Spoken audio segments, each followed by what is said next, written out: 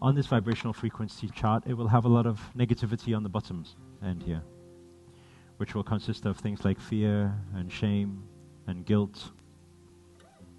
All of these things, negativity will be here. These are negative emotions. And then what you'll find on the vibrational frequency chart is, as we move up here, which comes to from acceptance, we'll move into love, we'll move into joy, we'll move into peace, we'll move into something on the top of it which they refer to as enlightenment. Enlightenment, we can look at it many different ways, is that when you are connected, when you are one, when you are the universe, when you see everything, feel everything, hear everything, know everything, so this part here, most connected. Now, when it comes to manifestation,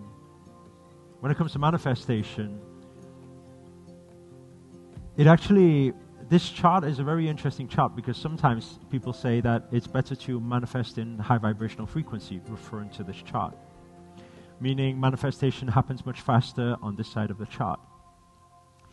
But actually, it's not really like that. And I'll tell you what it is. If I was to redraw this, I would actually redraw something more like a parallel. So, if we have this chart here, and the reason why I wouldn't draw it like that is because if you have a lot of fear, a lot of unhappiness, a lot of sadness, a lot of anger, you will also manifest extremely fast. You will manifest very fast. So it's not true that according to that vibrational frequency chart, the higher of your vibration, the better you are a manifester. It's not. If you are hitting those low frequencies, you will manifest very fast too. So instead of looking at it like that, I see it looking at it as almost like two lines. And you can still write all the words. You can still write all the words, which is the anger, jealousy. You can still write all these words here. Frustration, sadness, and you can still write all of it. Fear, guilt. You can still write it all here. It's the same. Okay? And then on this side, you will still have, all of the positive emotions. It will be the same. You will still have your acceptance. You will still have your you have your love. You will have your joy. You will have your peace. Okay. And here there will be enlightenment, which is quite strange for you to look at because you're thinking how negative emotions can become enlightened, right? But it's not about that. Because to get to this type of connection, I don't know if anybody's had this before, where you've been extremely, extremely, extremely angry. So angry for some time that it just becomes, everything becomes still. At the end of that explosive moment, you can shout, you can scream, you have all this anger, frustration, everything. At the end of it, a lot of realizations come too. A lot of self-realizations, self-actualizations, they start coming. It's not about these different things. It's more about the amplification of any of these feelings or emotions. When feelings and emotions are amplified, we go into a very interesting state. When they are amplified and they go a little bit out of control, we go into a stage of catharsis.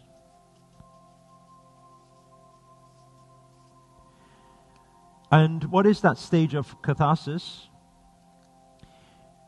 It is where you are releasing. Your energy has become extremely, extremely vibrant. Extremely vibrant. It's shaking. It's like taking a Coca-Cola can and shaking it up. And when you shake it up and you shake it up and you shake it up and you shake it up so much, and then suddenly it's like popping that can, and then shh. So that's why in a very simple activity or short activity like we just did there, we had many people inside of this room, even at home, who actually got a lot of emotions. There was a release. It's a natural healing process. It's what your natural energy body knows what to do. It knows it needs to heal from such chaos or release. Catharsis is when it's so much intense that you cannot think anymore. And it happens sometimes through, that's why sometimes people get awakening from a very tragic moment. They get their biggest realizations through a lot of anger, frustration, destruction. Sometimes people get it through very blissful moments or blissful practices. Now, the interesting thing about all of this is understanding exactly what Kara was mentioning before. As long as we get into this state, is our most powerful place of manifestation. Why? Because you shake up that Coca-Cola can and your energies expand. When they expand, you feel that oneness with everything. That's that stillness, that's that peace, that's that blissful state. And it just goes straight in. Zap, straight in. And so when you're straight in there, every thought that you have in those moments, they manifest 100 times faster, 1,000 times faster. And so when we know that, now we need to ask the question, what is our daily practices then? Because is our daily practices that every morning we need to do something like that, and every evening we need to do something like that? Well, it's not. It's a very interesting thing because this is almost like a journey. It's like a journey. If I tell you, 3, 2, 1, be here, very hard. If I say, let's come up here, full of love, gratitude, so much love, be joyful, excited, crazy. Have you ever heard the term, lost in love? It's the same thing that people can do through joy. And the reason why that happens is because we always have the saying, we say when emotions are high, intelligence is. When emotions is high, intelligence is low. You lose your mind.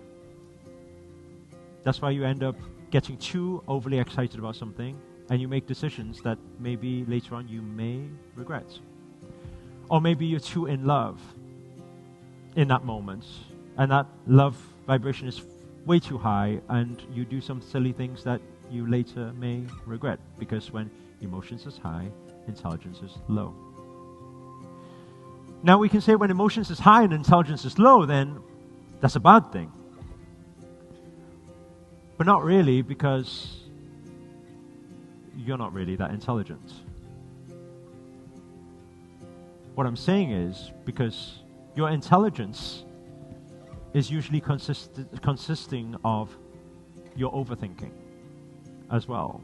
Your intelligence is also consisting of what you've been conditioned, your thoughts. I think a better way to put it probably is to say that when emotions is high, thoughts are low.